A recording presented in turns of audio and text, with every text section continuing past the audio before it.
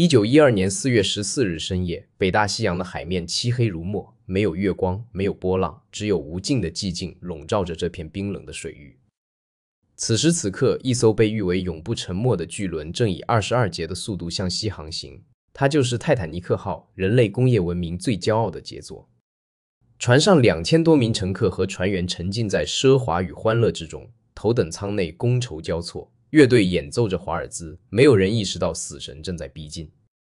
晚上11點40分，瞭望台上的弗雷德里克·弗利特突然發現前方海面出現一個巨大的黑色輪廓，他立刻敲響了警鐘3次。正前方有冰山，他通過電話向駕駛台發出警告，但此時距離冰山只有不到500米，以泰坦尼克號的體量，這個距離根本不夠。大副威廉·默多克立即下令左滿舵全速倒車，但物理法則是無情的，這艘46000噸的龐然大物無法在瞬間改變方向。37秒後，泰坦尼克號的右舷與冰山發生了碰撞，這次撞擊並不劇烈，許多乘客甚至沒有感覺到異常，只聽到輕微的摩擦聲。但在水線以下，冰山鋒利的冰舌像刀刃一樣劃開了船體右側，在6個水密艙上撕開了一系列斷斷續續的裂口，總長度約90米。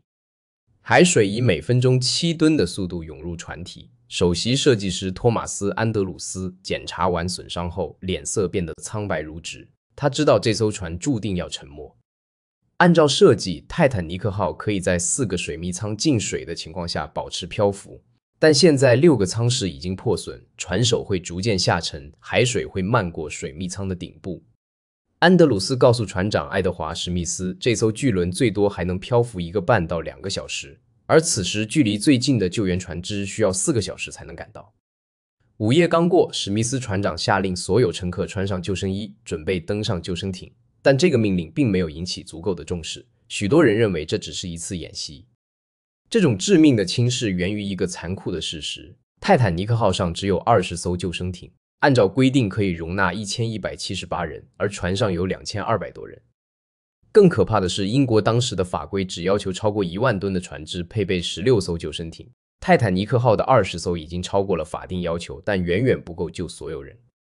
凌晨12點45分，第一艘救生艇被放下。這艘可以容納65人的7號艇只坐了28人，因為許多乘客不相信船會沉沒，拒絕離開。與此同時，無線電報務員傑克·菲利普斯不停地發送求救信號。他使用了新的國際求救代碼 SOS， 也發送了傳統的 CQD 信號，呼喚所有能聽到的船只。最近的卡帕西亞號收到了信號，立即全速駛來，但它距離泰坦尼克號有93公里，即使以最快速度也需要4個小時，而時間已經不夠了。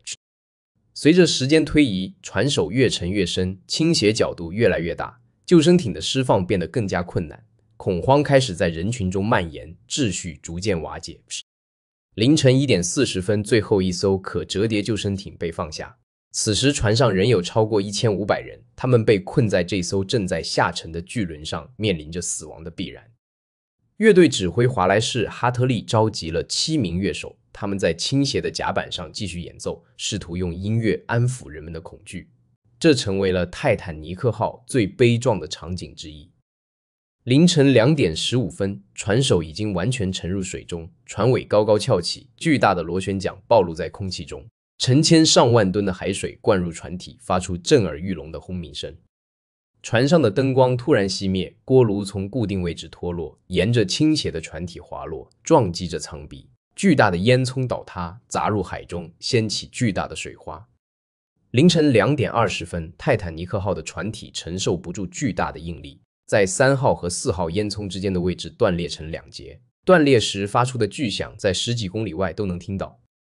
船首部分迅速下沉，消失在黑暗的海水中，而船尾部分則短暫地恢復到接近垂直的狀態，像一座即將傾倒的高樓聳立在海面上。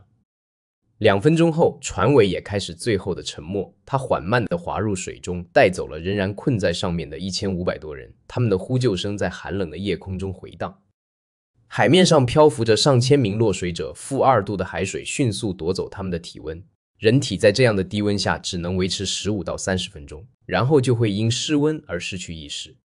救生艇上的700多名幸存者聽到了呼救聲，但大多數救生艇沒有返回救人，他們害怕被落水者擁擠的力量掀翻，這成為了另一個道德悲劇。只有2號艇的4副洛伊下令返回，但當他們到達沉船地點時，已經過去了1個多小時，絕大多數人已經死亡，他們只救起了4個人。凌晨3點30分，卡帕西亞號的乘客看到了遠處海面上的綠色信號彈，這是泰坦尼克號救生艇發出的求救信號，救援終於到來，但已經太遲。當太陽升起時，卡帕西亞號的船員和乘客看到了震撼的景象，海面上漂浮着大量的殘骸、救生衣、家具，還有数百具在救生衣支撐下的屍體。705名幸存者被救上卡帕西亞號，他們中有些人失去了整個家庭，有些人看着親人在眼前消失，創傷將伴隨他們一生。那麼泰坦尼克號為什麼會沉沒？除了撞擊冰山這個直接原因，背後還有更深層的人為因素和技術缺陷值得我們深入探討。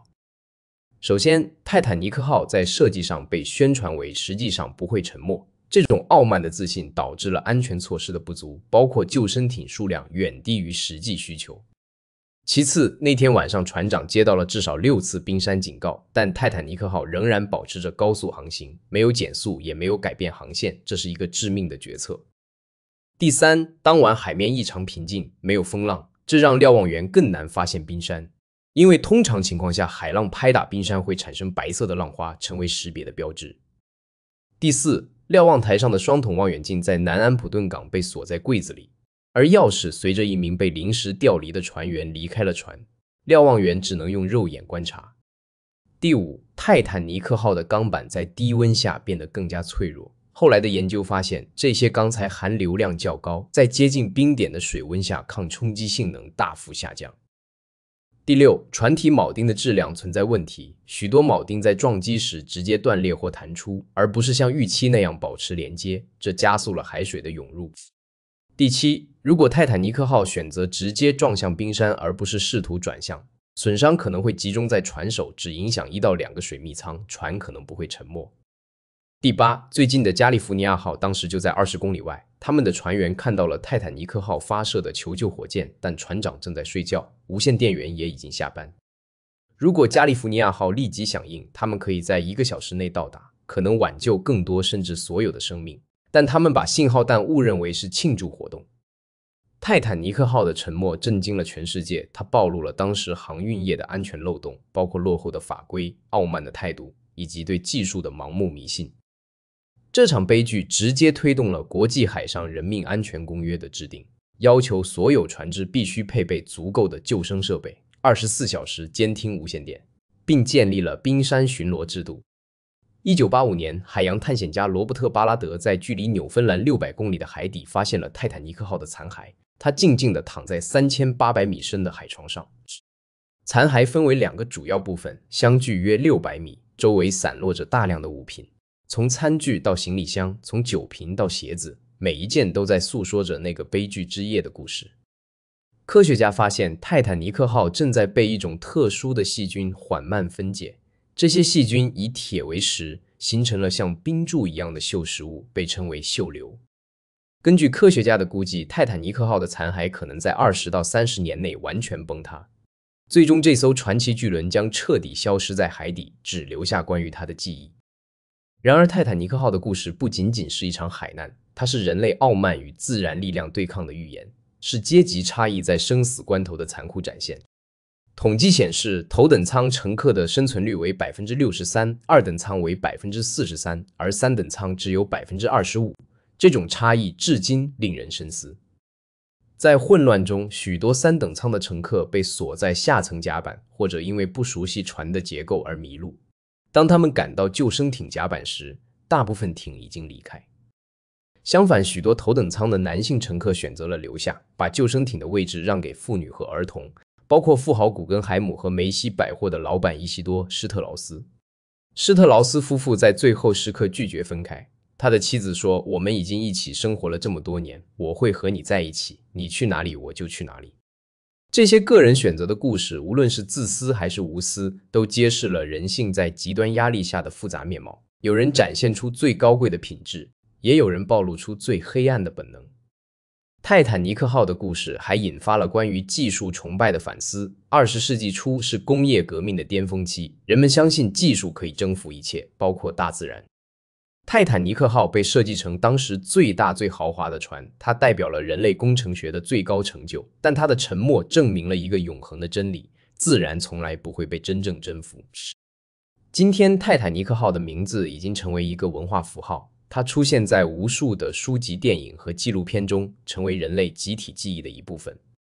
每年4月15日，世界各地都會舉行紀念活動，人們用音樂、祈禱和儀式來緬懷那些在冰冷海水中失去生命的1500多個靈魂。海底的泰坦尼克號殘骸被聯合國教科文組織列為世界文化遺產，禁止打撈和干擾，讓它成為一座永恆的海底紀念碑。這場災難提醒我們，無論技術多麼先進，我們永遠不能低估大自然的力量，永遠不能因為傲慢而忽視安全，永遠不能把利潤置於生命之上。泰坦尼克號的故事穿越了1個多世紀，依然震撼着我們的心靈，因為它不僅是關於一艘船的沉沒，更是關於人性尊嚴與脆弱的永恆命題。